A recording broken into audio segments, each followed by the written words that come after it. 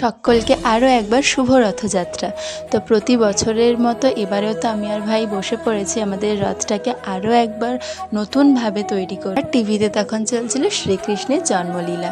সত্যি এই পর্বটা যতবারই দেখি ততবারই যেন মন ভরে না। আর এই ছোট্ট গোপালটাকে দেখলে মনটা আরও ভরে যায়। আর ওর মিষ্টি হাসিটা দেখছো, কে কে পছন্দ করে এই গোপালটাকে বলো তো? একটা আলাদাই যেন পরিবেশ তৈরি হয়ে গেল, কাজে আরও বেশি করে মন বসে গেছে।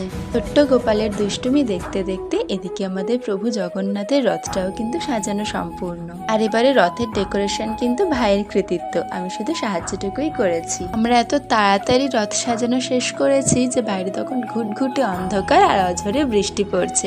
তো ভাই তো সেই জন্য ঘরেই একটু রথটা টেনে নিল, তারপর বৃষ্টিটা থামতেই আমরা একটু বেরিয়েছিলাম। আর এবারে না ভর্তি করে প্রসাদ নিয়ে গিয়েছিলাম, যাতে সবাইকে না পারলেও কিছু কিছু মানুষকে দিতে পারি। আর যখন রথ দেখে কেউ নিজে থেকে এগিয়ে এসে পুজো দেয় বা রথের দড়ি টানে, তখন যেন আরও বেশি করে ভালো লাগে। তারপর আমিও তো একটু বাচ্চা হয়ে গেলাম। বাচ্চা ঠিক নয়, আসলে রথের দড়ি টানতে গেলে কোনো বয়সের কিন্তু প্রয়োজন হয় না, কি তাই তো? জয় জগন্নাথ।